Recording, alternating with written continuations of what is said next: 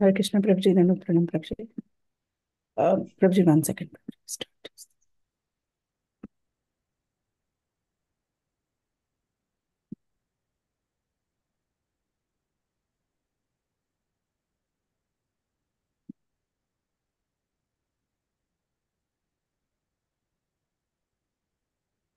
హరే కృష్ణ భక్తులందరికీ దండవత్ ప్రణామాలు. All glories to Srila Prabhupad. ప్రతి బుధవారం జరిగే మన శ్రీమద్ భాగవతం క్లాస్లో జాయిన్ అయినందుకు ధన్యవాదాలు. ఈ రోజు మన మధ్యన పూజ్యశ్రీ కీర్తిరాజ్ ప్రభుజీ ఇస్కాన్ చీరాల నుండి జాయిన్ అవుతున్నారు. ప్రభుజీ ఈరోజు మనకు మొదటి స్కందము 8వ అధ్యాయము 44, 45 శ్లోకాల గురించి ప్రవచనం చెప్పనున్నారు. హరే కృష్ణ ప్రభుజీ, ధన్యవాద్ ప్రణామ్. All glories to Srila Prabhupad. చాలా చాలా ధన్యవాదాలు ప్రభుజీ. ఎంతో విలువైన సమయాన్ని మాకు ఈరోజు కేటాయించారు అండ్ క్లాస్ చెప్పడానికి వచ్చినందుకు చాలా చాలా ధన్యవాదాలు ప్రభుజీ. ఈరోజు మీరు ఒక చిన్న కీర్తనతో క్లాస్ స్టార్ట్ చేయొచ్చు ప్రభుజీ. హరే కృష్ణ.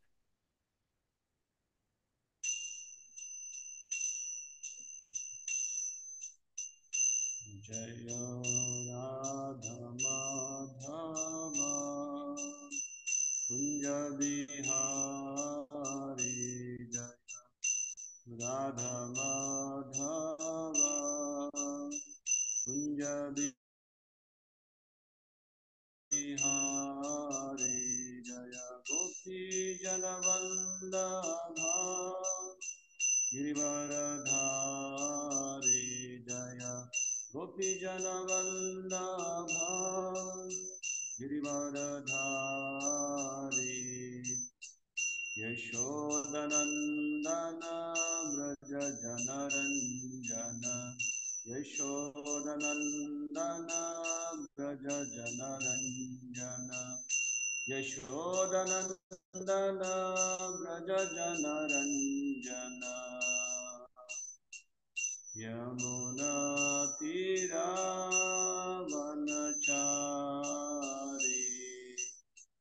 यमुनातीरावनचारी,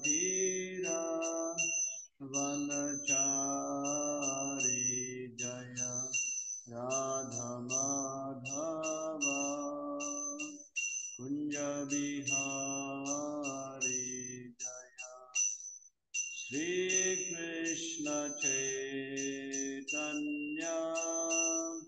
प्रभु नित्यानंद, श्री अद्वैत गदाधर श्रीवासादि गौरभक्तवृंद, हरे कृष्णा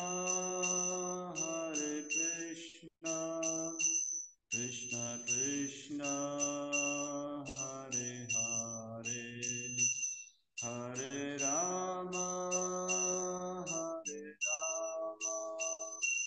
राम राम हरे हरे, हरे कृष्ण कृष्ण कृष्ण हरे हरे राम राम राम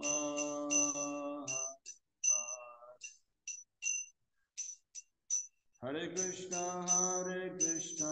कृष्ण कृष्ण हरे हरे, हरे राम राम राम हरे हरे, हरे कृष्ण कृष्ण कृष्ण हरे हरे, हरे राम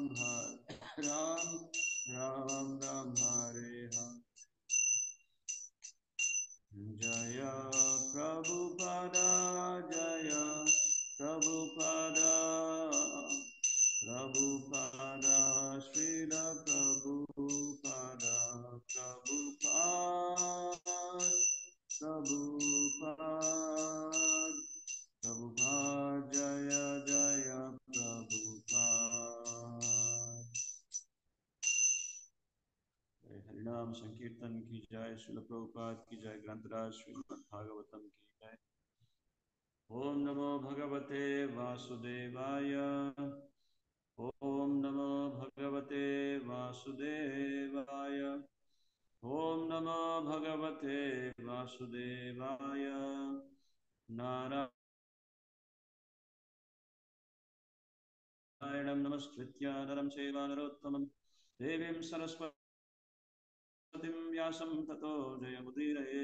नष्टप्रायेषु भद्रेषु नित्यं भागवतः सेवया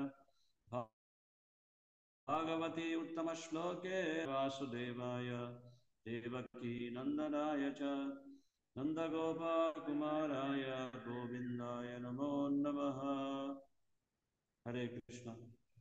ఈరోజు శ్రీమద్ భాగవతం ప్రథమ స్కందం అధ్యాయం 8. ఈ అధ్యాయం పేరు కుంతి దేవి ప్రార్థనలు. ప్రభుజీ సౌండ్ తక్కువ వస్తుంది ప్రభుజీ. ప్రభుజీ కొంచెం దగ్గరికి జరుగుతారా ప్రభుజీ ఫోన్కి? Yeah, thank you Prabhuji. Hare Krishna. So ఈరోజు భాగవతం 8వ అధ్యాయంలోంచి ప్రథమ స్కందం 8వ అధ్యాయం కుంతీదేవి ప్రార్థనలు పరీక్షిత్తు రక్షణము. ఇందులో నుంచి 44వ శ్లోకం 45వ శ్లోకం మనం ఈరోజు చర్చించబోతున్నాం. సో మొట్టమొదటి ఈ శ్లోకం తాత్పర్యం చదువుతాను. భక్తులు భాష్యాన్ని ప్రభుజీ మాకు చాలా లో వస్తుంది సౌండ్ ప్రభుజీ, మాకు అసలు వినిపించటల్లా. మాతాజీ మీరు పెంచుకోవడానికి ప్రయత్నించారా మీ ఫోన్లో?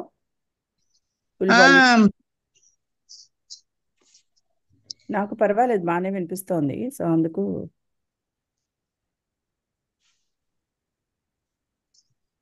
హరే కృష్ణ. హరే కృష్ణ మాతాజీ. యా అన్నపూర్ణ మాతాజీ ఇప్పుడు ఎలా ఉంది మీకు? ప్రభుజీ ఇప్పుడు గట్టిగా పర్లేదండి, ఇప్పుడు పర్లేదు. అదే ప్రభుజీ మీరు పెద్ద రూమ్ లో ఉన్నారు కదా, అది కొంచెం రీసౌండ్ లాగా వస్తుంది అనమాట కొంచెం, అందుకే కూడా అట్లా అనిపించుంటుంది మాతాజీ. పర్వాలేదు ప్రభుజీ, కంటిన్యూ. 44వ శ్లోకం. సుతౌవాచ ప్రత్యైతాం కాలపదైః పరినుక్తాఖిలోదయః మందం జహాస వైకుంఠో మోహయం ఇవ మాయయా. తాత్పర్యము. సుతగోస్వామి పలికిన ప్రశస్తమగు వచనములను గూడిన కుంతీదేవి ప్రార్థనను ఆలకించిన దేవదేవుడైన శ్రీకృష్ణుడు మందహాసము చేశాను. ఆ మందహాసము యోగ శక్తి వలె మనోహరముగా నుండెను. 45వ శ్లోకం. తం బద్ధం ఇతి ఉపమంత్ర్య ప్రవిశ్య గజా సహవాయాం శ్రియశ్చ స్వపురం యస్యాం ప్రేమాన్ రాజాన్ నివర్తితః. ఈ విధముగా కుంతీదేవి ప్రార్థనను ఆలకించిన శ్రీకృష్ణ భగవానుడు తదుపరి రాజప్రసాదములోనికి ప్రవేశించి ఇతర స్త్రీలందరికీ తన ప్రయాణం గూర్చి తెలియజేసెను. కానీ ప్రయాణం ఆరంభించినతో ప్రేమమయ ప్రార్థనలతో ధర్మరాజు అతనిని ఆపెను. సో ఈ భాషలు 2 భాషలు చదువుతాను. అన్నపూర్ణ మాత చదువుతారా? చదువుతాను మాతాజీ. శిలా ప్రభుపాదకు జై. సుత గోస్వామి పలికను ప్రశస్తమగు వచనములను కూడిన కుంతీదేవి ప్రార్థనలను ఆలకించిన దేవదేవుడైన శ్రీకృష్ణుడు మందహాసము చేసెను. ఆ మందహాసము యోగ శక్తి వలె మనోహరముగా నుండెను. భాష్యము. శిలా ప్రభుపాదకి జై. ప్రపంచమునందు మనోహరమైనది ఏదైనాను శ్రీకృష్ణునికి ప్రాతినిధ్యముగా తెలుపబడింది. భోగాభిలాషకై తీవ్రంగా యత్నించడి బద్ధజీవులు దేవదేవుని యోగ శక్తులచే ముగ్ధులు కాగా భక్తులైన వారు అతన్ని దివ్య మహిమలచే ముగ్ధులగుదురు. భగవానుని కరుణ అటువంటిది భక్తులపైనే ఉండును. విద్యుత్ శక్తి పలు రీతులుగా వర్తించినట్లు శ్రీకృష్ణుని శక్తియు భిన్న రీతులలో ప్రదర్శింపబడుచుండును. అతని మహిమలలో అతి కొద్ది భాగము వర్ణించుటకే కుంతీదేవి తన ప్రార్థనలను గావించినది. భక్తులందరూ అదే విధంగా ప్రశస్తమగు వచనములతోనే ఆ దేవదేవుని అర్చింతురు. కనుక అతడు శ్లోకునిగా తెలియబడినాడు. వాస్తవమునకు ఎంతటి ప్రశస్త వాక్యములైనను శ్రీకృష్ణ భగవానుని మహిమను సమగ్రముగా కీర్తించుటకు సమర్థవంతములు కాజాలము. కాని చిన్నపిల్లవాన్ని అస్తవ్యస్త పలుకులు చేతను తండ్రి పరమానందం నొందునట్లు అట్టి కీర్తనములతోనే ఆ దేవదేవుడు సంతృప్తి నొందగలడు. మాయ అనడి పదము మోహము, కరుణ అనడి 2 భావములందు ఉపయోగించబడుచుండు. కుంతీదేవి ఎడ శ్రీకృష్ణ భగవానుని కరుణ అనడి భావంతోనే ఇచ్చట మాయా అనడి శబ్దంను ప్రయోగించబడినది. శిలా ప్రభుపాదికి జై. ఇది థ్యాంక్ కూడా యూ మాతాజీ. చదవమంటారా మాతాజీ? అది ఇంకెవరికైనా ఛాన్స్ ఇద్దాం మాతాజీ. సరే, okay okay Mataji. Thank you Mataji. Okay ఇంకెవరికైనా చెప్తాండి. వాసవి మాతాజీ మీరు ఎప్పుడు చదువుతూ ఉంటారు, సో ఇంకెవరికైనా ఇద్దామని అనుకున్నాను, చూద్దాం. ఓకే మాతాజీ. ఓకే. శిరీష మాతాజీ, బృందకృష్ణ ప్రియ మాతాజీ,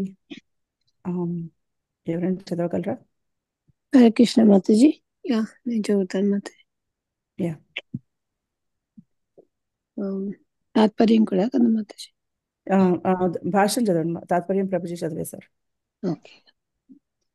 శ్రీల ప్రభుపాదికి జై. భాష్యము. శ్రీకృష్ణుడు ద్వారకకేగుటకు నిశ్చయించుకొనగా ఎవరును ఆ దేవదేవుని హస్తినాపురంలో నిలిచినట్లుగా చేయలేకపోయిరి. కాని భగవానుడు మరికొద్ది దినములు అచటనే వసింపవలనని ధర్మరాజు గావించిన విన్నపము మాత్రము వెంటనే ఫలించెను. ధర్మరాజు యొక్క బలము శ్రీకృష్ణుడు కూడా నిరాకరింపలేనట్టి ప్రేమమయ అనురాగమే అని ఈ విషయము సూచించుచున్నది. అనగా దేవదేవుడైన శ్రీకృష్ణుడు ప్రేమమయ సేవతోనే జయింపబడును కాని అన్యథా కాదు. తన సర్వకార్యములందు సంపూర్ణ స్వతంత్రతను కలిగి ఉన్నను తన శుద్ధ భక్తుల ప్రేమమయ అనురాగ కారణమున అతడు స్వచ్ఛందంగా వశీభూతుడగును. హరే కృష్ణ. Thank you.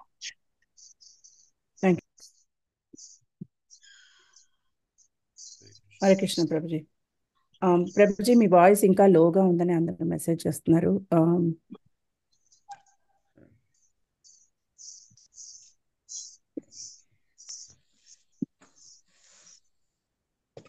ప్రభుజీ మీరు స్టార్ట్ చేయండి ప్రభుజీ, ఇన్ కేసు అవసరమైతే మళ్ళీ చెప్తాను. జ్ఞానతిమిరంధస్య జ్ఞానాంజనశలాకయా చక్షురున్మిలితం యేన తస్మై శ్రీగురవే నమః. శ్రీచైతన్యమనోభీష్టం స్థాపితం యేన భూతలే స్వయం రూపా కదా మహ్యం దదాతి స్వపదాంతికం.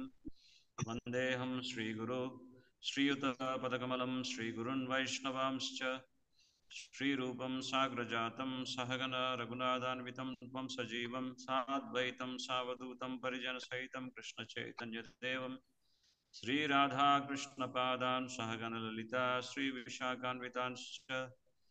నమ ఓం విష్ణుపాదాయ కృష్ణప్రస్థాయ భూతలే శ్రీమతే భక్తివేదాంత స్వామినితి నామినే. నమస్తే సరస్వతీ దేవి గౌరవాణి ప్రచారిణి నిర్విశేష శూన్యవాది పాశ్చాత్య దేశధారిణి. జయ శ్రీకృష్ణ చైతన్య ప్రభు నిత్యానంద శ్రీ అద్వైత గదాధార శ్రీవాసాది గౌరభక్త బృంద. హరే కృష్ణ కృష్ణ కృష్ణ హరే హరే, హరే రామ రామ రామ హరే హరే. హరే కృష్ణ.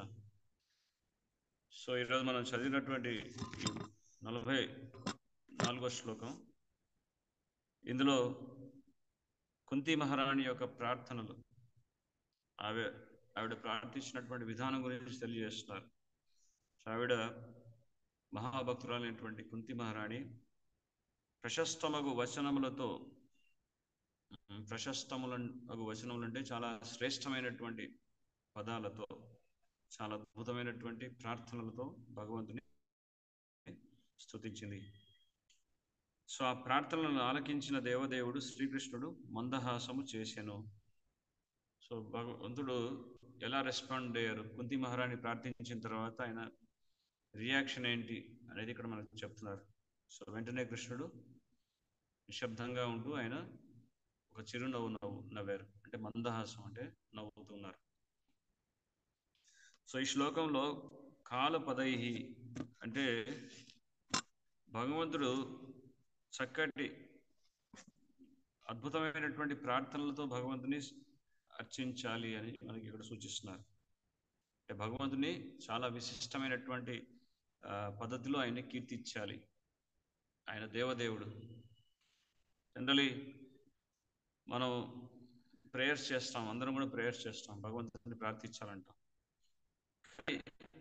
ఆ ప్రార్థనలో భక్తిని, మనస్సుని, పరిపూర్ణమైనటువంటి శ్రద్ధ, విశ్వాసాలను జోడించి ప్రార్థిస్తే ఆ ప్రార్థనకి చాలా శక్తి ఉంటుంది.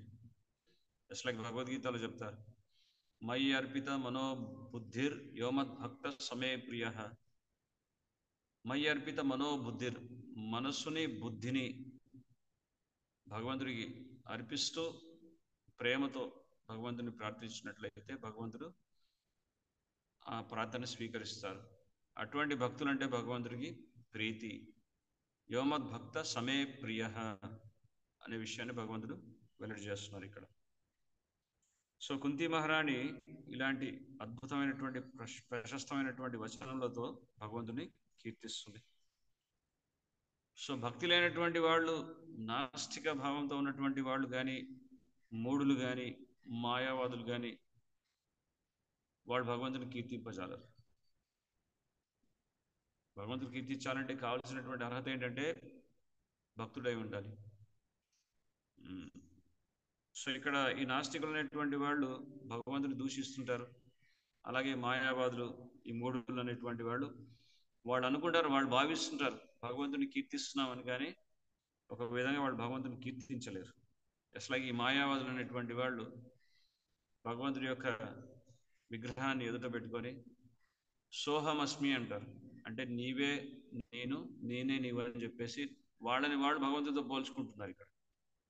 అంటే భగవంతుడితో సమానంగా అవ్వడానికి ప్రయత్నం చేస్తున్నారు ఇక్కడ. సో ఒక విధంగా భగవంతుని కీర్తించినట్టు కాదు, భగవంతుని అవమానించినట్టు. సో వాళ్ళ దృష్టిలో వాళ్ళు ఏమనుకుంటారు, భగవంతుడికి నాకు భగవంతుడికి వేరు లేదు అనుకుంటారు. సో అదేవిధంగా ఇంకొంతమంది మూర్ఖులు భగవంతుని ఎలాగ అన్వయిస్తారంటే దరిద్ర నారాయణ. సో భగవంతుడిని కూడా దరిద్రుని చేస్తారు. సో దరిద్ర నారాయణ అంటే దరిద్రుల్లో కూడా నారాయణుడు కాబట్టి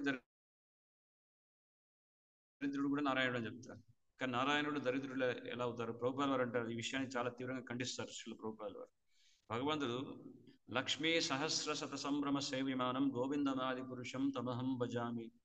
లక్ష్మీ సహస్ర శత సంభ్రమ సేవ్యమానం, కొన్ని లక్షల కొద్ది లక్ష్మీదేవులు వైకుంఠంలో నిరంతరము ఆ నారాయణుడి యొక్క సేవలో ఉంటారు. అటువంటి ఆ నారాయణుడు దరిద్రుడు ఎలా అవుతాడు? సో ఇది మూర్ఖత్వం. సో ఈ విధంగా భగవంతుని యొక్క ఆ లక్షణాన్ని తెలుసుకోలేక భగవంతుని దరిద్ర నారాయణ అని సంబోధిస్తుంటారు. సో ఇది అవమానించినటువంటి విధంగానే కానీ ఇది కీర్తించినటువంటి పదం మాత్రం కాదు ఇక్కడ. సో ఇదే విధంగా ఎంతోమంది మూఢులు కూడా భగవంతుని పలు విధాలుగా, ఆయనకి ఆకారం లేదు, కళ్ళు లేవు, చెవులు లేవు, నోరు లేదు, చేతులు లేవు, కాళ్ళు లేవు అని చెప్పేసి, నిరాకారం అని చెప్పేసి ఈ విధంగా మాట్లాడుతుంటారు. ఇది కూడా భగవంతుని అవమానించినట్టే. భగవంతుడికి ఆకారం, స్వరూపం లేనటువంటి వాడైతే భగవంతుడి యొక్క స్వరూపం గురించి కృష్ణ ద్వైపాయన వ్యాసదేవుల వారు భాగవతంలో ఎందుకు అంత అద్భుతంగా వర్ణిస్తారు. ఆయనకు స్వరూపమే లేకపోతే ఆయన గురించి చర్చించాల్సినటువంటి అవసరమే లేదు. సో అది పాక్షికమైనటువంటి జ్ఞానం, పరిపూర్ణమైనటువంటి జ్ఞానం లేనటువంటి వాడు ఈ విధంగా మూర్ఖంగా వాదిస్తుంటారు. సో ఇక్కడ కుంతి మహారాణి యొక్క ప్రార్థనలు ఎలా ఉన్నాయి? ఉత్తమ శ్లోక అంటే ఉత్తమమైనటువంటి ఉత్తమ శ్లోకాన్ని కృష్ణుని సంబోధిస్తున్నాడు. అంటే కృష్ణుడి యొక్క ఇంకొక పేరేంటి అంటే ఉత్తమ శ్లోకుడు. అంటే ఆయన యొక్క గుణానువర్ణన, ఆయన యొక్క గుణగణాలు ఎలా ఉన్నాయి? చాలా ఉత్తమంగా ఉన్నాయి. అందుకే ఉత్తమమైనటువంటి ప్రశిష్టమైనటువంటి వచనములతో భగవంతుని గుణగణాలని కీర్తించాలి అని ఇక్కడ చెప్తున్నారు. ఆ విధంగా కుంతి మహారాణి ఆ ఉత్తమమైనటువంటి పదాలతో భగవంతుని కీర్తిస్తుంది. సో భగవంతుడి యొక్క అనుగ్రహాన్ని ఇక్కడ ప్రభుపాదుల వారి తాత్పర్యంలో రాస్తున్నారు. ఈ భౌతిక జగత్తులో ఉన్నటువంటి బద్ధావస్థలో ఉన్నటువంటి బద్ధజీవులు ఈ భౌతిక జగత్తు మీద ఆధిపత్యాన్ని వహించాలనేటువంటి భావంతో ఉంటారు. మరి అటువంటి బద్ధజీవులు భగవంతుణ్ణి ఎదుట అనురక్తులై ఏ విధంగా మంత్రముగ్ధులవుతారట? భగవంతుడి యొక్క ఆ యోగ శక్తుల్ని చూసి, అంటే యోగ సిద్ధి, అంటే మిస్టిక్ పవర్స్. ఎన్నో యోగ సిద్ధులు ఉంటాయి. అనిమ, లగిమ, మహిమ, గరిమ, ప్రాప్త, వశీకరణ, పరకాయ ప్రవేశ, ఇట్లాంటివి ఎన్నో ఉంటాయి. సో ఇటువంటి వాటి పట్ల వాళ్ళు అనురక్తులై ఆ విధంగా మంత్రముగ్ధులవుతారు. కానీ భక్తులైనటువంటి వాళ్ళు ఇటువంటి యోగ సిద్ధుల మీద అనురక్తులు అవ్వరు. సో ఇక్కడ అదే స్పష్టం చేస్తున్నారు. భక్తులైనటువంటి వాళ్ళు భగవంతుడి యొక్క ఆ గుణగణాల్ని, భగవంతుడి యొక్క మహిమాన్వితమైనటువంటి అద్భుతమైనటువంటి లీలల ద్వారా అనురక్తులై, తద్వారా భగవంతుడి యొక్క విశేషమైనటువంటి అనుగ్రహాన్ని, కృపని ఆకాంక్షించుతారని చెప్తున్నారు. సో ఇక్కడ ఎంతో తేడా ఉంది వాళ్ళిద్దరి మధ్య. భౌతికమైనటువంటి బద్ధ స్థితిలో ఉన్నటువంటి వారికి భగవంతుడు భక్తులకి ఉన్నటువంటి వ్యత్యాసం చాలా ఉంది. సో ఈ వ్యత్యాసాన్నే మనకు ఒక చక్కటి ఉదాహరణతో ప్రభుపాదుల వారు మనకు అర్థమయ్యే విధంగా చెప్తున్నారు. ఇక్కడ భగవంతుడి యొక్క శక్తులు, వివిధమైనటువంటి శక్తులు, ఆయన వివిధమైనటువంటి శక్తులు పలు విధాలుగా అవి ప్రభావితమై ఉంటాయి ప్రత్యేకమైనటువంటి జీవి పట్ల అని ఇక్కడ మనకు సూచిస్తున్నారు. ఉదాహరణకి విద్యుత్ శక్తి గురించి మనకు ఒక ఉపమానం, ఒక ఉదాహరణ చెప్తున్నారు. సో విద్యుత్ శక్తి, మనం ప్రతిరోజు ఎలక్ట్రిసిటీ వాడతాం, విద్యుత్ శక్తి వాడతాం. సో ఎప్పుడైనా మనం వేసవి కాలంలో చాలా వేడిగా ఉన్నప్పుడు ఏసీ ఆన్ చేసుకుంటాం, కూలర్. అదే చలికాలంలో బాగా చలిగా ఉన్నప్పుడు హీటర్. సో శక్తి ఒకటే, కానీ అది రెండు విధాలుగా కూడా ఉపయోగించవచ్చు. విద్యుత్ శక్తి ఒకటే అయినప్పటికీ అది పలు విధాలుగా దాన్ని ఉపయోగించుకోవచ్చు. సో అదేవిధంగా భగవంతుడి యొక్క శక్తి అది వివిధ పద్ధతుల్లో ఉంటుంది. పరస్య శక్తి వివిధైవ శ్రూయతే, వివిధమైనటువంటి శక్తులతో వివిధమైనటువంటి కార్యకలాపాలు భగవంతుడు నిర్వహిస్తుంటారు. సో ఎవరైతే కృష్ణుడికి మొహం చాటేసి, కృష్ణ బహిర్ముఖ జీవు భోగవాంఛ కొరే, కృష్ణుడి నుంచి మొహం చాటేసి, మొహం తిప్పేసుకొని భోగవాంఛ అనేటువంటి భావంతో కృష్ణుడి నుంచి దూరంగా వెళ్ళిపోయినటువంటి వారికి కృష్ణుడి యొక్క మాయాశక్తి, బహిరంగ శక్తి వాళ్ళ మీద ప్రభావం చూపిస్తుంది. అదేవిధంగా ఎవరైతే కృష్ణుడికి శరణాగతి అవ్వాలని, కృష్ణుడికి పూర్తిగా వారు శరణాగతి పొందుతూ భగవంతుడి యొక్క సేవలో ఉంటూ భగవంతుని సేవించాలనేటువంటి భావంలో ఉన్నటువంటి భక్తులకి ఆ మహామాయ యోగమాయగా ఆ భక్తుల్ని అనుగ్రహిస్తుంది. అంటే వాళ్ళ జీవితంలో శుభాన్ని చేకూరుస్తుంది, సుభద్రాదేవిగా. సో ఆ విధంగా ఆ శక్తి అనేది పలు రీతుల్లో ఆ జీవి యొక్క స్థాయిని బట్టి, ఆయనకు ఉన్నటువంటి లక్షణాలను బట్టి ఆ విధంగా ప్రభావితం చూపిస్తుందని చెప్తున్నారు. సో ఈ విధంగా భగవంతుడి యొక్క శక్తులు, భగవంతుడి యొక్క విభూతి మనకి భగవద్గీత 10వ అధ్యాయంలో భగవంతుడి యొక్క విభూతి యోగం గురించి వర్ణిస్తారు. సో భగవంతుడు శిఖరాన మేరు శిఖరోస్మి, అంటే అన్ని పర్వతాల్లో మేరు శిఖరాన్ని నేను, అలాగే ఇవన్నీ చెప్పి ఆయన యొక్క విభూతుల్ని గురించి ఆయన వర్ణిస్తుంటారు. సో భౌతిక ప్రకృతిలో భగవంతుని మనం అన్వయించుకోవాలంటే ఈ అతి సుందరమైనటువంటి ప్రకృతిని చూసి భగవంతుడి యొక్క శక్తిని, ఉనికిని మనం అర్థం చేసుకోవచ్చు. ఉదాహరణకి అద్భుతమైనటువంటి హిమాలయ పర్వతాలు, ఈ శిఖరాలన్నీ కూడా భగవంతుడి యొక్క ఆయన యొక్క శక్తి. సో ఒక సుందరమైనటువంటి ఒక నది, పర్వళ్ళు దొక్కుతున్నటువంటి ఒక సెలయేరు, అలాగే అద్భుతమైనటువంటి జలపాతం, అలాగే పుష్పాలతో ఉన్నటువంటి పుష్పవనములు, ఇవన్నీ కూడా చూసినట్లయితే ఇవన్నీ కూడా భగవంతుడి యొక్క ప్రకృతి యొక్క సౌందర్యం. సో మనకి భాగవతం 2వ స్కందంలో వర్ణిస్తారు. భాగవతం 2వ స్కందంలో ఏం చెప్తున్నారంటే, శ్రీకృష్ణ భగవానుడి యొక్క చిరు మందహాసం ఏదైతే ఉందో అదే ఈ ప్రకృతి యొక్క సౌందర్యం అని చెప్తున్నారు. సో ఈ ప్రకృతి యొక్క సౌందర్యాన్ని భగవంతుడి యొక్క చిరుమందహాసంతో వర్ణించడం జరిగింది. సో ఈ విధంగా మనం అర్థం చేసుకోవచ్చు, ఈ భౌతిక ప్రకృతి అనేది ఆధ్యాత్మిక జగత్తు యొక్క ప్రతిబింబం అని చెప్పి మనం దాన్ని గుర్తించవచ్చు. సో ఆధ్యాత్మిక జగత్తు ఎలా ఉంటుంది అంటే ఆధ్యాత్మిక జగత్తు యొక్క రిఫ్లెక్షన్, దాని యొక్క ప్రతిబింబాన్ని ఈ భౌతిక జగత్తుతో మనం పోల్చవచ్చు. ఉదాహరణకి ఒక నదీ తీరాన నది దగ్గరలో సమీపంలో ఒక వృక్షం కనుక ఉన్నట్లయితే ఆ వృక్షం యొక్క ప్రతిబింబం ఏదైతే ఉందో అది నదిలో మనం చూడవచ్చు. కానీ అది ఎప్పుడు మనకి ఆ ప్రతిబింబం అనేది ఎప్పుడు స్పష్టంగా కనబడుతుంది? ఎప్పుడైతే నది స్థిరంగా, కదిలిక లేకుండా స్థిరంగా ఉందనుకోండి నది, అప్పుడు ఆ రిఫ్లెక్షన్, ఆ ప్రతిబింబం అనేది మనకు స్పష్టంగా కనబడుతుంది. సో అదేవిధంగా ఇక్కడ మనకి ఏమని వర్ణిస్తారంటే, ఎప్పుడైతే మన మనస్సు నిశ్చలంగా ఉంటుందో, సాత్విక లక్షణాలతో ఉంటామో, సత్వగుణంలో ఉంటామో, అప్పుడు ఈ సత్వగుణంలో ఉండడం కారణం చేత భగవంతుని అర్థం చేసుకోవడం అనేది సాధ్యపడుతుంది. ప్రభుపాదులు వారు అంటారు, unless and until person doesn't come to the mode of goodness he cannot make progress in spiritual life. అంటే మనం సత్వగుణంలో ఒక వ్యక్తి కనుక ఆధ్యాత్మిక జీవితంలో పురోగతి సాధించాలంటే సత్వగుణంలో కనుక ఆయన రాకపోతే ఆధ్యాత్మికంగా పురోగతి అనేది సాధించడం అసాధ్యం అని చెప్తున్నారు. సో ఆ విధంగా సత్వగుణంలో ఉండడం అంటే ఆ నది స్థిరంగా ఉన్నప్పుడు, నిశ్చలంగా ఉన్నప్పుడు దాంట్లో ప్రతిబింబం అనేది స్పష్టం అవుతుంది. అలాగే భగవంతుడి యొక్క ధామం గురించి, భగవంతుడి యొక్క లక్షణాల గురించి అర్థం చేసుకోవాలంటే ఈ సత్వగుణం అనేటువంటి లక్షణం పెంపొందించుకోవాలి. అదే రజోగుణంలో అంటే అలజడిగా ఉన్నప్పుడు, కదలిక ఉన్నప్పుడు, ఎప్పుడు డిస్టర్బెన్స్గా ఉన్నప్పుడు, ఎప్పుడు ఉపద్రవంగా ఉన్నప్పుడు, అప్పుడు భగవంతుడి గురించి అర్థం చేసుకోవడం అనేది సాధ్యపడదు. ఇక తమోగుణం అయితే చెప్పాల్సినటువంటి అవసరమే లేదు. తమోగుణంలో ఉన్నప్పుడు అసలే అర్థం కాదు భగవంతుడి యొక్క విభూతి గురించి, ఆయన యొక్క శక్తి గురించి.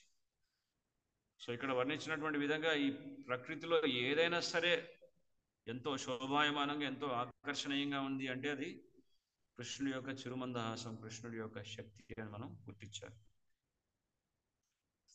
సో ఈ విధంగా కుంతి మహారాణి ఆవిడ భగవంతుడి యొక్క ఆమె యొక్క కీర్తనలు, ఆమె భగవంతుడు చేసినటువంటి ఆ స్తుతి, ఆ ప్రార్థనలు భగవంతుడు ఆలకిస్తూ ఆయన చిరుమందహాసాన్ని వ్యక్తపరుస్తున్నారంటే భగవంతుడు ఆయన ప్రార్థనలు ఆయన స్వీకరిస్తున్నాడని అర్థం. అక్కడ అప్పుడప్పుడు ప్రార్థిస్తాం కానీ మనస్సు పూర్తిగా ప్రేమ అనేది లేకుండా మనం కీర్తించిన భగవంతుడు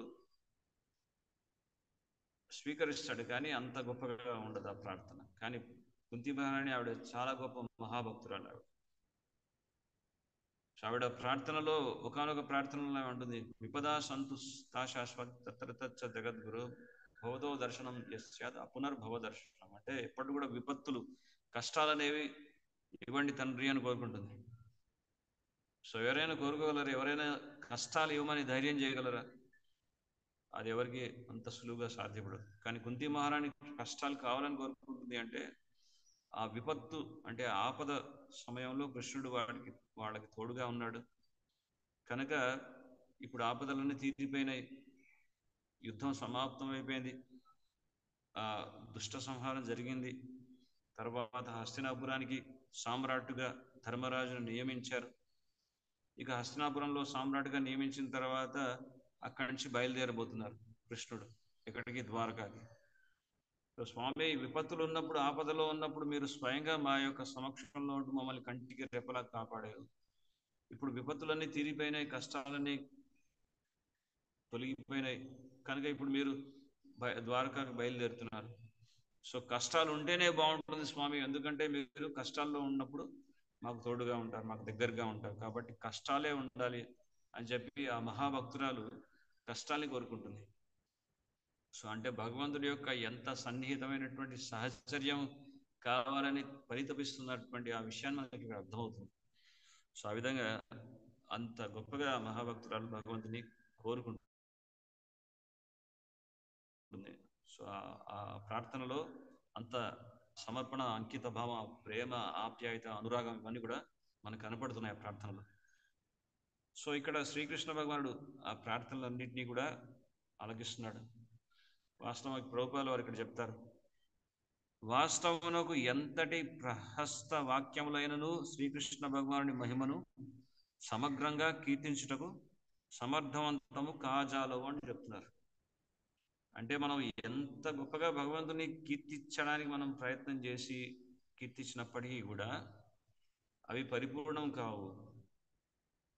ఉదాహరణకి శ్రీమద్ భాగవత పురాణం రచించినటువంటి వేదవ్యాసుల వారే భాగవతంలో శ్రీకృష్ణ భగవానుడి యొక్క దివ్య మహిమాన్వితమైనటువంటి చరిత్ర, ఆయన లీలల గురించి, ఆ భాగవతోత్తముల గురించి, వీటన్నిటి గురించి వర్ణించినటువంటి ఆ భాగవతాన్ని ఇప్పటికీ చదువుతున్నారు బద్రికాశ్రమంలో. వేదవ్యాసుల వారు ఇంకా చిరంజీవిగా బద్రికాశ్రమంలో ఉన్నారు. సో వారు ఏం చేస్తున్నారు, ఇంకా భాగవతాన్ని చదువుతూనే ఉన్నారు. అంటే ఇక నేను భాగవతాన్ని వ్యాఖ్యానించడానికి అయిపోయింది, ఇక్కడ సమాప్తం అయిపోయింది అనడానికి వీల్లేదు. అక్కడ ఇవి ఎప్పటికీ సమాప్తం కానటువంటివే.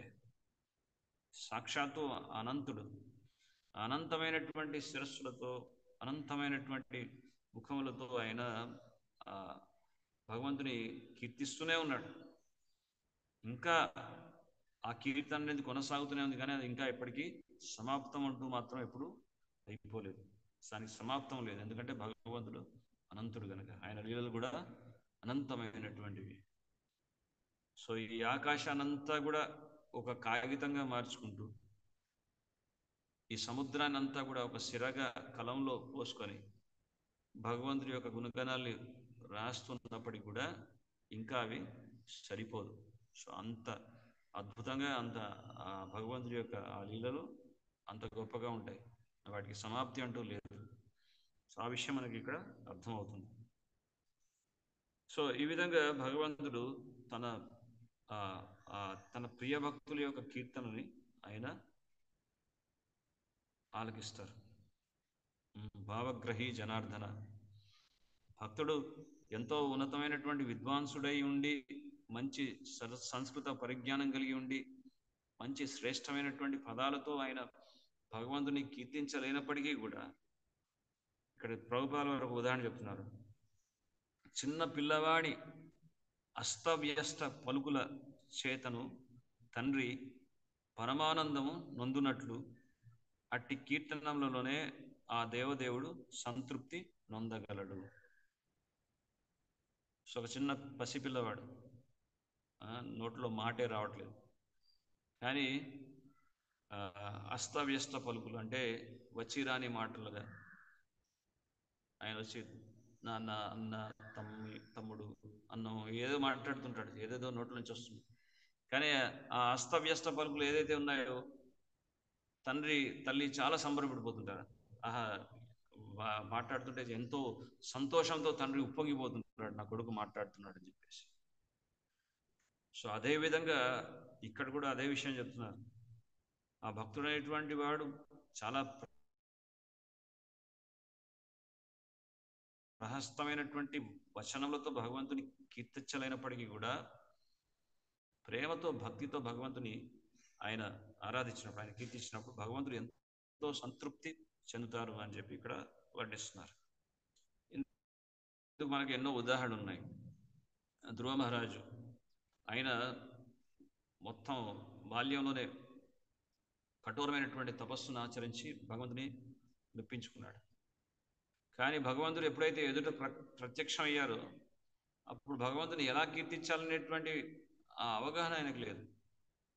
కానీ భగవంతుడు ఎప్పుడైతే ఒక శంకుతో ఆ ధ్రువ మహారాజు యొక్క శిరస్సుని స్పర్శిస్తారో, ఆ విధంగా అనుగ్రహిస్తారో, అప్పుడు ధ్రువ మహారాజు కూడా చాలా అద్భుతమైనటువంటి విధంగా భగవంతుని కీర్తించడం ప్రారంభిస్తారు.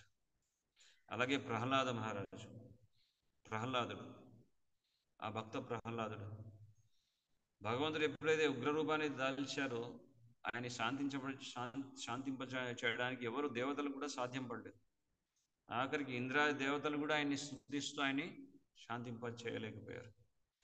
కానీ ప్రహ్లాదుడు మాత్రం, ఆయన 5 ఏళ్ల ప్రాయంలో ఉన్నటువంటి భక్త ప్రహ్లాదుడు భగవంతుని స్తుతించడం ప్రారంభించారు.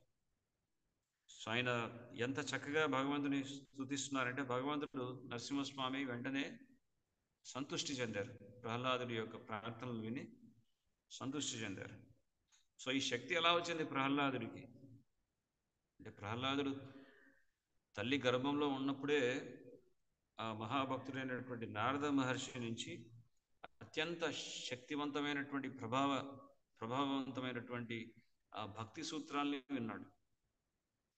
సో జీవితంలో భక్తి యోగాన్ని అభ్యసిస్తూ ఆధ్యాత్మికంగా ఏ విధంగా ఉన్నతి సాధించవచ్చు అనేటువంటి ఆ రహస్యాన్ని నారద మహర్షుల ద్వారా విన్నాడు. కనుక ఆయన ఆ ప్రహ్లాదుడు తల్లి గర్భంలోనే నేర్చుకున్నటువంటి విషయాన్ని ఇప్పుడు మళ్ళీ దాన్ని భగవంతుడి సేవలో ఉపయోగిస్తున్నాడు. సో భగవంతుని కీర్తించడం ప్రారంభించాడు. సో నరసింహస్వామి ఆ ప్రహ్లాదుడి యొక్క కీర్తనలు విని భగవంతుడి ప్రహ్లాదుడి యొక్క ప్రార్థనలు విని నరసింహస్వామి ఎంతో సంతుష్టులై ఆయన ప్రహ్లాదుని అనుగ్రహిస్తూ నీకు ఎటువంటి వరాలు కావాలన్నా సరే కోరుకో అని చెప్పారు. నీకు ఏ వరం కావాలన్నా ప్రహ్లాద కోరుకో అని చెప్పారు. కానీ ప్రహ్లాదుడు మాత్రం భౌతికమైనటువంటి భోగభాగ్యాలు కావాలని చెప్పి మాత్రం ఎప్పుడు కూడా కోరుకోలేదు. ఆయన నాకు ఎటువంటి కోరికలు వద్దు స్వామి, మేము ప్రార్థిస్తుంది ఏదో ఇదొక వ్యాపారం చేస్తున్నటువంటి ధోరణిలో మేము ప్రార్థించట్లేదు.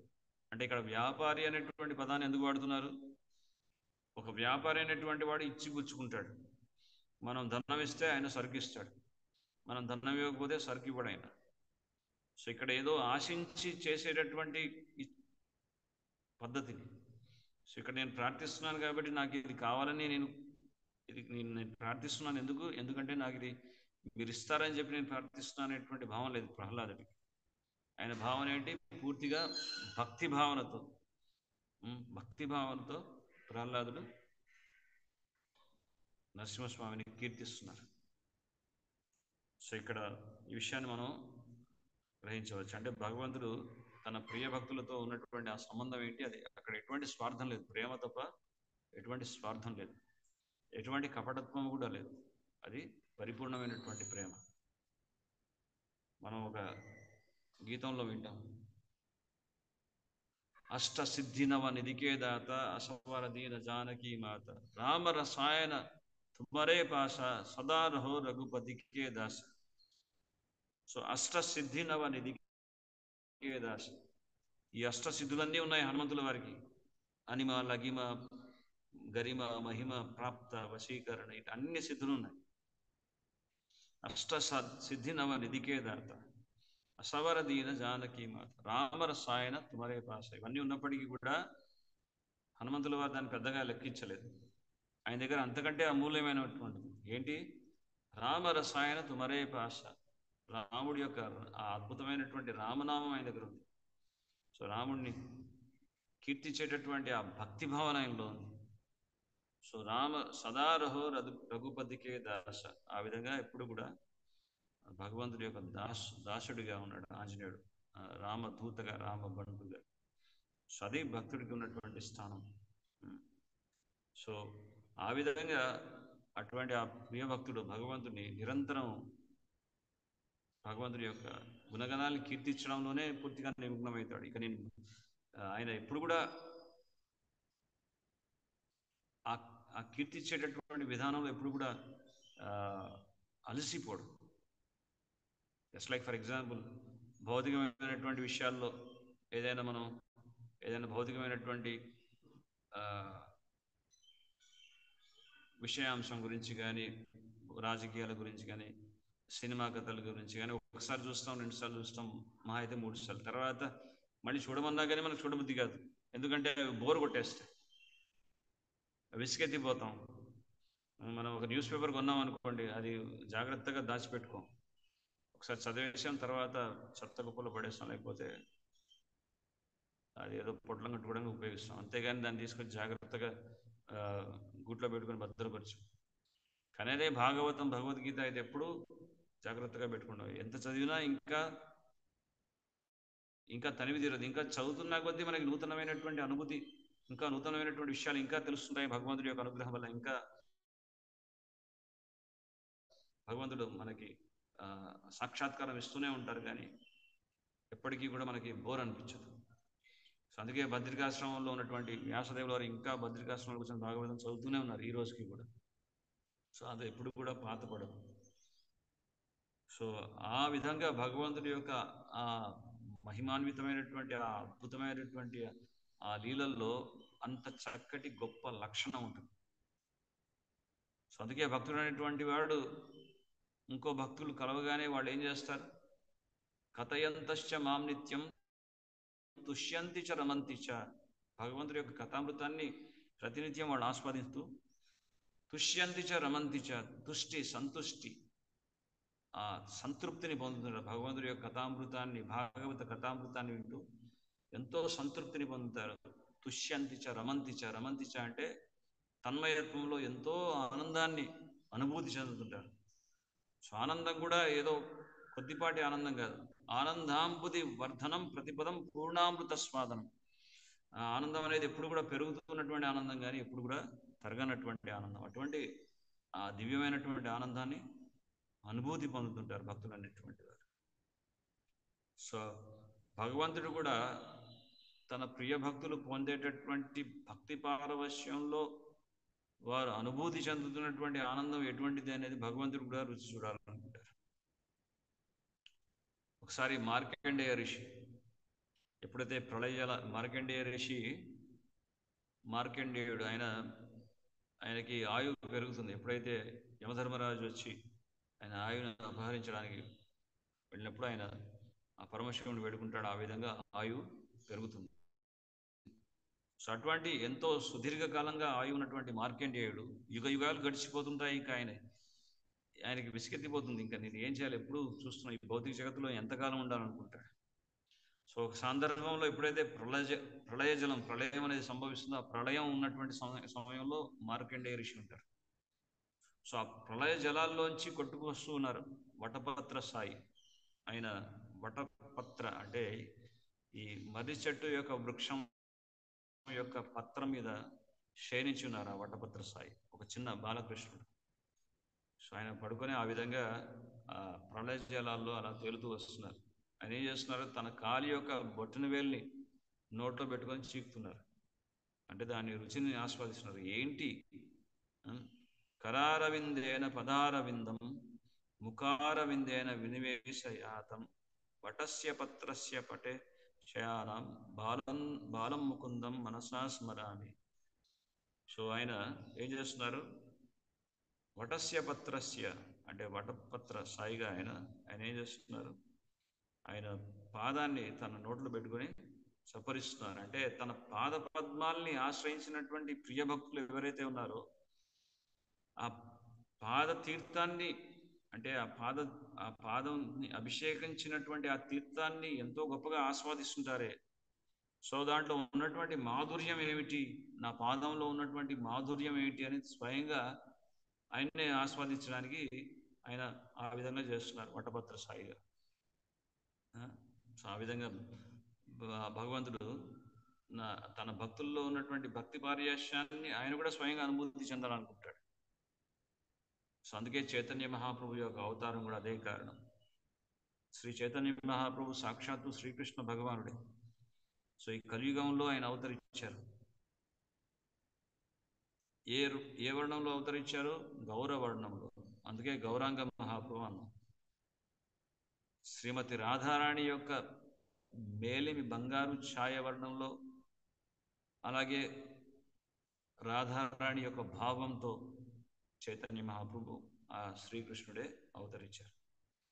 రాధారాణి యొక్క కాంతిని, రాధారాణి యొక్క భావాన్ని స్వీకరించి అవతరించారు. ఎందుకంటే ఆ భక్తిని, రాధారాణి ఉన్నటువంటి ప్రేమని స్వయంగా ఆయన కూడా అనుభూతి చెందడానికి, ఆ మహాభక్తురాలు యొక్క ప్రేమ ఎంత గొప్పది అని స్వయంగా కృష్ణుడే అనుభూతి చెందడానికి శ్రీ చైతన్య మహాప్రభు అవతరించారు.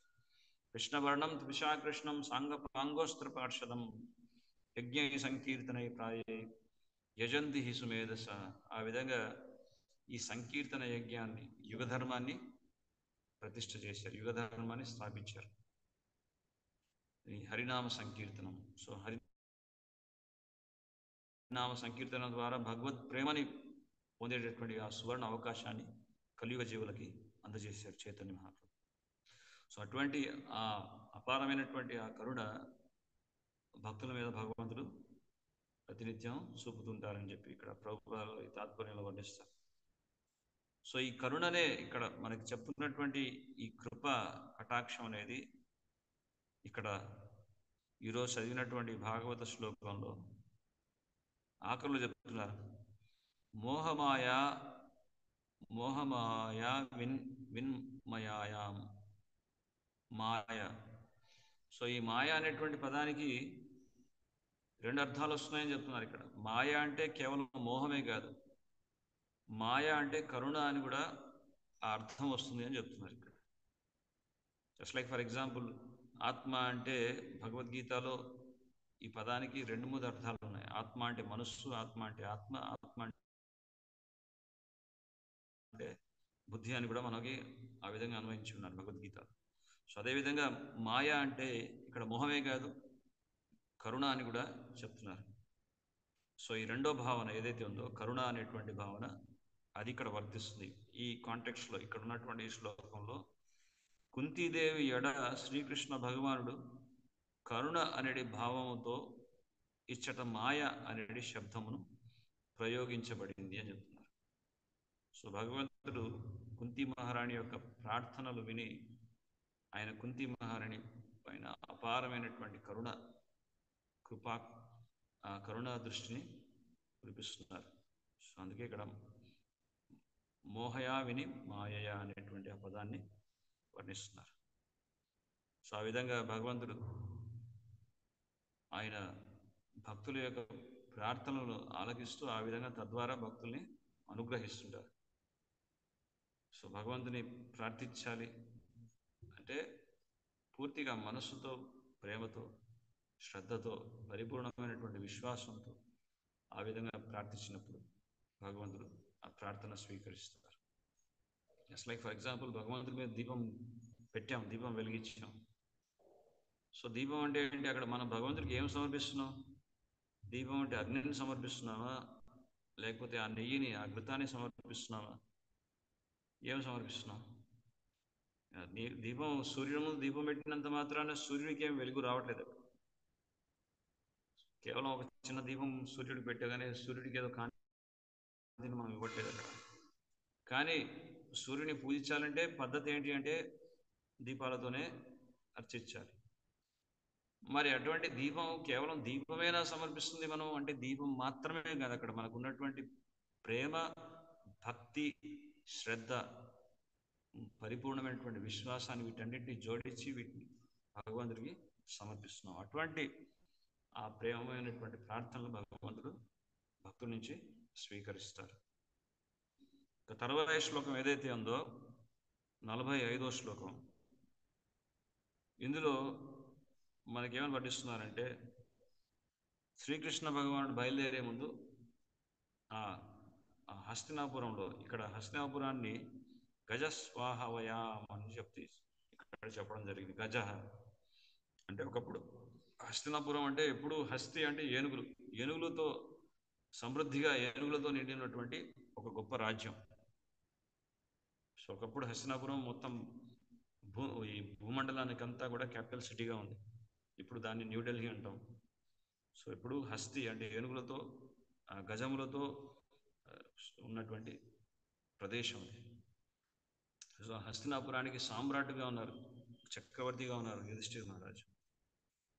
సో ఆయన బయలుదేరేటప్పుడు ఆ హస్తినాపురంలో ఉన్నటువంటి ఆ ప్రముఖులైనటువంటి ఆ స్త్రీలు వాళ్ళందరినీ భగవంతుడు కలుస్తూ, నేను వెళ్ళొస్తాను, బయలుదేరుతున్నానని చెప్పి వాళ్ళకి చెప్పడం జరుగుతుంది. ఎప్పుడైనా మనం ఎక్కడికైనా వెళ్ళామనుకోండి, తప్పకుండా మనం వెళ్ళే ముందు వెళ్ళొస్తున్నామని చెప్పి అక్కడ ఉన్నటువంటి స్థానికంగా ఉన్నటువంటి వారికి చెప్పి మనం బయలుదేరుతాం. అదేవిధంగా అదే ఎటికేట్ని భగవంతుడు, కృష్ణుడు కూడా ఇక్కడ ఫాలో అవుతున్నారు. ఆయన వెళ్లే ముందు ఎవరు చెప్పకుండా అట్లాగే టక్కున వెళ్ళిపోలేదు. అక్కడ ఉన్నటువంటి స్త్రీలు, కుంతి మహారాణి అందరినీ కలుస్తున్నారు. అందరినీ కలిసి నేను బయలుదేరుతున్నాను అని చెప్పి ద్వారకాకి బయలుదేరబోతున్నారు. ఇక భగవంతుడి మీద ఎంతో ప్రేమ, ఆప్యాయత, అనురాగంతో ఉన్నటువంటి స్త్రీలు తట్టుకోలేకపోతున్నారు, భగవంతుడి యొక్క వియోగాన్ని తట్టుకోలేకపోతున్నారు. సో ఎవరికైనా మనకి బాగా ఇష్టం ఉన్నటువంటి వాళ్ళు వెళ్ళిపోతున్నారు అనుకోండి, అయ్యో మీరు వెళ్ళకండి, కాస్త ఇంకొన్ని రోజులు ఉంటే బాగుంటుంది, అప్పుడే వెళ్ళిపోతున్నారా, ఇంకొన్ని రోజులు ఉంటే బాగుంటుంది, ఇంకొన్ని రోజులు ఉంటే బాగుంటుంది, మనకు అలా అనిపిస్తుంది. సో ఇక్కడ కుంతి మహారాణి కూడా, అక్కడ ఉన్నటువంటి స్త్రీలు కూడా అదే విధంగా భావిస్తున్నారు, అయ్యో కృష్ణ అప్పుడే వెళ్ళిపోతున్నారా మీరు అని చెప్పేసి. అలా భావించడమే కాదు, వాళ్ళ కళ్ళలోంచి పటపట నీళ్లు కూడా కారుతున్నాయి. ఎందుకంటే స్త్రీలు సహజంగా వాళ్ళు సున్నితమైనటువంటి మనస్సు కలిగినటువంటి వారు. సో వారికి ఆ విధంగా కృష్ణుడి మీద ఎంతో అపారమైనటువంటి ప్రేమ అనురాగం ఉంది. సో కృష్ణుడు వెళ్తున్నాడనేటువంటి వార్త వినగానే వాళ్ళు కంటి నిండా నీళ్లు పెట్టుకుంటున్నారు, కృష్ణ ఇప్పుడే వెళ్తున్నారా. సో యుధిష్ఠిర మహారాజు ధర్మరాజు అంటున్నారు, లేదు లేదు, మీరు ఏడవకూడదు, ఏడుస్తూ సాగనంపకూడదు, ఇదంతా అశుభం. కృష్ణుని పంపించేటప్పుడు ద్వారకాకి మనం నవ్వుతూ సాగనంపాలి అని చెప్పి ఆ విధంగా చెప్తున్నారు. సో కానీ వాళ్ళు తట్టుకోలేకపోతున్నారు. కృష్ణుడు వెళ్తున్నామంటే ఇంకా వాళ్ళ కళ్ళలోంచి నీళ్ళు ఆగట్లేదు, కన్నీళ్ళు ఆగట్లేదు. సో వాళ్ళు అంత కృష్ణుడి మీద అంత అనురాగం కలిగినటువంటి ఆ మహాభక్తులు వాళ్ళు. సో వాళ్ళు తట్టుకోలేకపోతున్నారు. సో కృష్ణుడి యొక్క వియోగాన్ని వాళ్ళు అందుకే యుధిష్ఠిర మహారాజు ఆయన ఏం చేస్తారు, ఆయన కూడా వెళ్ళి కృష్ణుడిని ఉండమని ప్రార్థేయపడుతున్నారు. ఇంకొన్ని రోజులు ఉంటే బాగుంటుంది స్వామి అని చెప్పేసి. సో ఎప్పుడైతే యుధిష్ఠిర మహారాజు అడిగారో కృష్ణుడిని, ఇంకొన్ని రోజులు మీరు హస్తినాపురంలో ఇంకొన్ని రోజులు మాతో పాటు ఉండండి, ఇంకొన్ని రోజులు గడపండి మాతో పాటు అని చెప్పగానే కృష్ణుడు వెంటనే దాన్ని స్వీకరించారు. సో ఇక్కడ తాత్పర్యంలో ప్రభుపాద వారు ఏం రాస్తారంటే, ఇది యుధిష్ఠిర మహారాజు గొప్ప సామ్రాట్ అయినటువంటి కారణం చేత ఆయన రాజరికంలో ఉన్నటువంటి పలుకుబడియో లేకపోతే ఆ పవర్ తోటి కృష్ణుడిని ఆపట్లేదు. అక్కడ జస్ట్ లైక్ కొంతమందిని మనం నిర్బంధించాలంటే, వాడిని ఆపాలంటే కొంచెం శక్తిని ప్రయోగించాలి. వెళ్ళకూడదు, వెళ్తే బాగుండదు అని చెప్పి ఆ విధంగా బెదిరించి తన శక్తిని, తన పవర్ని, తన పలుకుబడిని చూపించి ఆ విధంగా ఆపట్లేదు. యాక్చువల్లీ కృష్ణుడిని ఎవరు ఆపలేరు కూడా. కృష్ణుడు ఒకసారి సంకల్పించుకున్నారంటే వెళ్ళాలంటే ఆయన ఎవరు ఆపలేరు. మారే కృష్ణ రాకేకే, రాకే కృష్ణ మారేకే అంటారు. అంటే కృష్ణుడు ఎవరైనా చంపాలని కూడా ఎవరు వాళ్ళని కాపాడలేడు. కృష్ణుడు ఎవరైనా వాళ్ళని రక్షించాలంటే ఎవరు కూడా వాళ్ళని ముట్టుకొని కూడా ముట్టుకోలేరు. ఆయన సత్య సంకల్పి. సత్య సంకల్పి అంటే ఆయన ఏది చేయాలనుకుంటే అది చేస్తాడు అంతే. ఆయన ఏది చేయాలంటే ఆయన చేయగలడు అంతే. అంతేగాని ఆయనకున్నటువంటి ఆ సంకల్పాన్ని ఎవరు కూడా భంగపరచడానికి అక్కడ ఛాన్స్ లేదు, అక్కడ అవకాశం లేదు అక్కడ. సో అటువంటి ఆ దేవదేవుడైనటువంటి శ్రీకృష్ణుడిని ప్రేమతో మాత్రం భక్తుడు నిర్బంధించవచ్చు. సో అదే విషయాన్ని ఇక్కడ మనకు సూచిస్తున్నారు. ప్రేమతో ఆయన్ని ఆకట్టుకోవచ్చు, ప్రేమతో ఆయన్ని లొంగ తీసుకోవచ్చు. సో ఈ విషయాన్ని మనకి ఇక్కడ అర్థమవుతుంది. సో ఇక్కడ కృష్ణుడు బయలుదేరుతున్నాడు వెళ్ళడానికి, యుధిష్ఠిర మహారాజు కాస్త ఉండండి అని చెప్పి వేడుకున్నాడు. సో కృష్ణుడు అందరిలో కల్లా జ్యేష్ఠుడు యుధిష్ఠిర మహారాజు మేనబావయ్య ఉన్నారు. సో ఆ విధంగా ఆ పెద్దరికాన్ని ఇవన్నీ కూడా కాకుండా ఆయనలో ఉన్నటువంటి భక్తికి కృష్ణుడు వశుడయ్యాడు. సో ఇక్కడ ఏం చెప్తారంటే, పరస్యో జిత అజితోపి అసి, జిత అజితోపి అసి అంటే అజిత అనేటువంటి పదం ఏదైతే ఉందో అది కృష్ణుడి యొక్క ఇంకొక నామం అంటారు. అజితుడు. అజిత అంటే కృష్ణుడిని ఎవరు కూడా గెలవలేరు. జిత అంటే గెలవడం. సో కృష్ణుడు ఎవరు కూడా కృష్ణుని గెలవలేరు, అజిత. అటువంటి అజితుడైనటువంటి ఆ దేవదేవుడు, ఆ కృష్ణుడు భక్తుల యొక్క భక్తి పారవశ్యానికి వశుడవుతాడు, లొంగిపోతాడు. ఆ విధంగా భక్తుడు ప్రేమతో కృష్ణుడిని గెలవచ్చు అని చెప్పి ఇక్కడ మనకు అర్థమవుతుంది. సో ఎవరు కూడా ప్రయాసో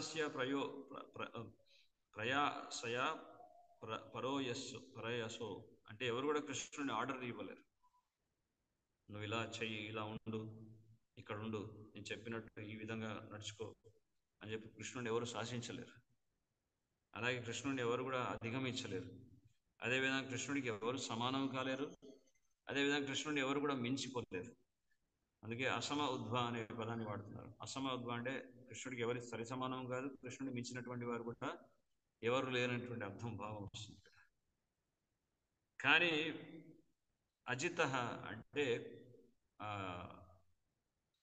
ఎవరు కూడా కృష్ణుడు గెలవలేరు. కానీ భక్తుడు మాత్రం భక్తి ప్రపత్తులతో భగవంతుని ఆకట్టుకోవచ్చు, ఆయన్ని జయించవచ్చు అని ఇక్కడ చెప్తున్నారు. అందుకే ప్రభుపాద వారు అంటే don't try to become God. భగవంతుడితో సమానంగా అవ్వడానికి పోటీ పడకండి. భగవంతుడి యొక్క భక్తి చేయడం వల్ల భగవంతుడు ఆ భక్తుడికి ఎంతో ఉన్నతమైనటువంటి స్థానాన్ని ఇస్తాడు. అంటే భక్తుల యొక్క చెప్పు చేతుల్లో ఉండడానికి భగవంతుడు ఎంతో ఇష్టపడతాడు. ఎప్పుడైతే యశోదమ్మ చేతిలో కర్ర పట్టుకొని వస్తుందో ఆ బెత్తాన్ని చూసి కృష్ణుడు భయపడుతున్నాడు, కన్నీళ్లు పెట్టుకుంటున్నాడు. అంటే తన ప్రియ భక్తులకు ఆ స్థానాన్ని ఇస్తాడు. తల్లిగా తండ్రిగా వాళ్ళ చెప్పు చేతుల్లో భగవంతుడు ఉండాలని కోరుకుంటాడు. సో యశోదమ్మ, ఆ మహాభక్తురాలైనటువంటి యశోదమ్మకి కృష్ణుడు ఆమె చేతిలో బందీ అయిపోయాడు. ఈ అనంతకోటి బ్రహ్మాండాలకి అధిపతి అయినటువంటి ఆ దేవదేవుడు అతన్ని ఎవరికైనా కట్టడం సాధ్యపడుతుంది ఆ తాడుతో? సో ఎవరికి సాధ్యపడదు. కానీ దామోదర లీలలో మనం చూస్తాం, యశోదమ్మ కృష్ణుడిని ప్రేమతో, ప్రేమ అనేటువంటి పాశంతో ఆయన్ని బంధించేస్తుంది. సో ఈ విధంగా ఆ దేవదేవుడు ప్రేమకి మాత్రమే లొంగుతాడు. ఆ ప్రేమతో నిండినటువంటి భక్తులకి పూర్తిగా ఆధీనమై ఉంటాడు.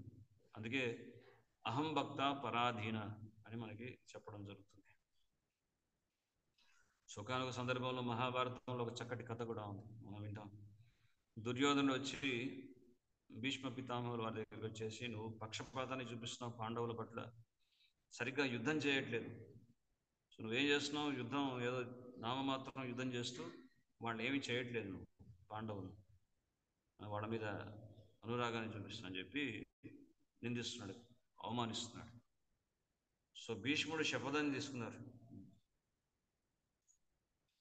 నేను ఎంత భీకరంగా యుద్ధం చేస్తానంటే పాండవులు లో ముఖ్యంగా అర్జునుడు ఆయన ఈరోజు హతమారుస్తాను.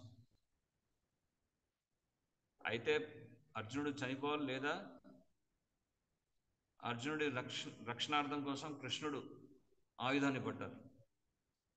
ఈ విధంగా సంకల్పించుకున్నారు. అంటే కురుక్షేత్ర రణరంగంలో శ్రీకృష్ణ భగవానుడు ఆయుధాన్ని పట్టనని చెప్పేసి ప్రతిజ్ఞ చేసుకున్నారు, అక్కడ ప్రతిజ్ఞ చేసి ఉన్నారు. కానీ ఎప్పుడైతే ఆయన చాలా భీకరంగా యుద్ధం చేస్తున్నారు అర్జునుడితో, అర్జునుడికి ప్రాణాపాయ పరిస్థితి ఏర్పడుతుంది అక్కడ. సో ఆ సందర్భంలో కృష్ణుడు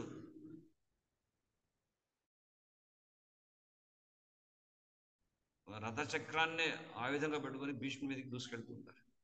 సో ఎప్పుడైతే ఆ రథచక్రాన్ని పట్టుకొని ఆ శ్రీకృష్ణ భగవానుడు ఎప్పుడైతే భీష్ముడు ఎదుట వెళ్తుంటారో, అప్పుడు భీష్ముడు ఆయుధాలన్నింటినీ విడిచి నిరాయుధుడై ఆ విధంగా హే కృష్ణ, హే పార్థ సారథి, హే గోవింద అని చెప్పి భగవంతుడిని స్తుతించడం ప్రారంభించాడు.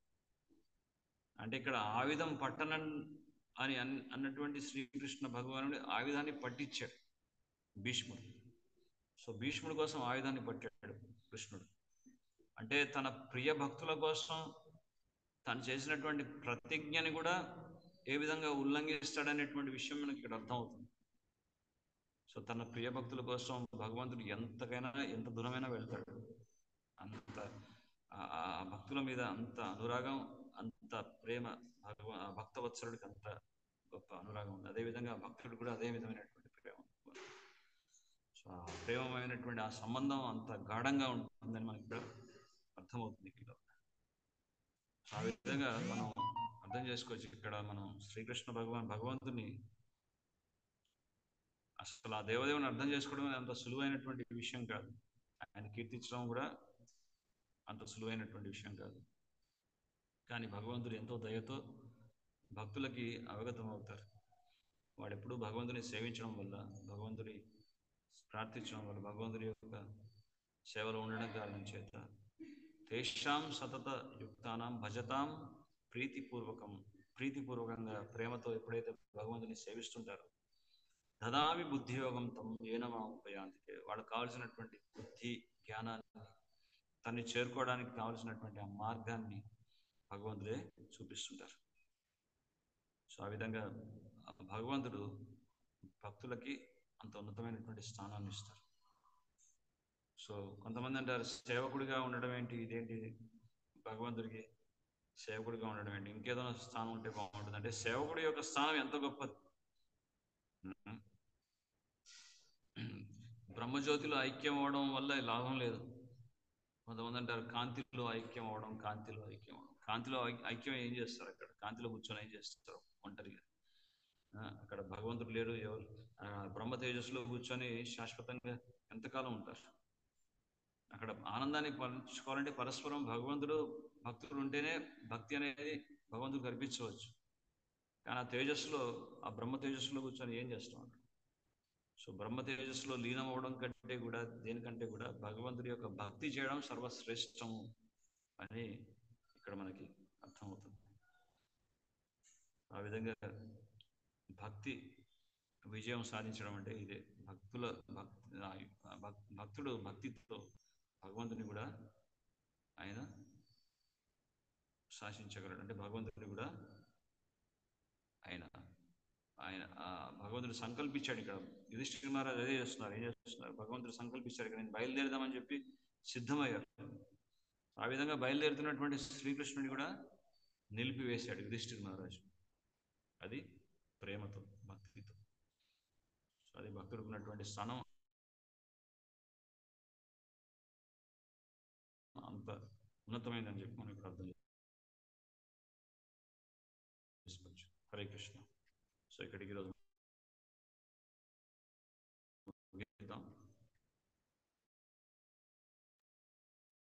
హరే కృష్ణ. ఈరోజు చర్చించినటువంటి ఎవరికైనా ప్రశ్నలు కానీ వ్యాఖ్యలు? హరే కృష్ణ ప్రభుజీ, చాలా చాలా ధన్యవాదాలు. 2 శ్లోకాలు చాలా చక్కగా వివరించారు. Each and every point miss అవ్వకుండా. Thank you so much Prabhuji. భక్తులు ఎవరికైనా ఏమైనా ప్రశ్నలు ఉన్నాయండి?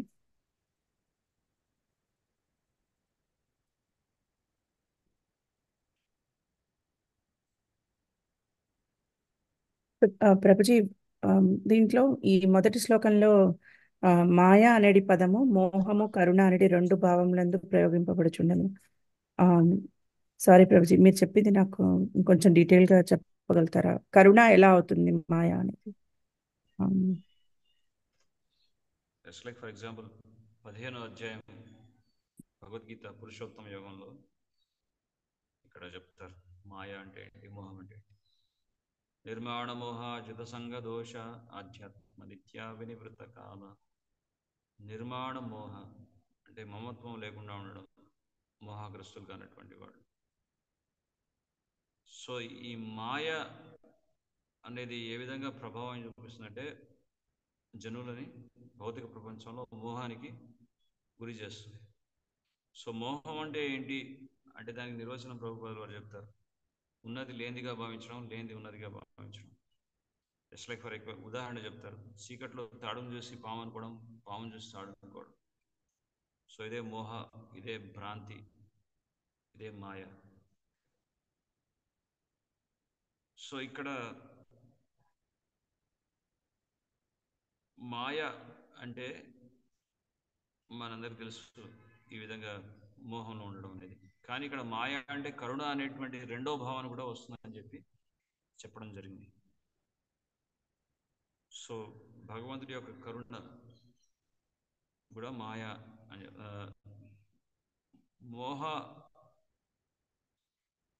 మోహావిని మాయయ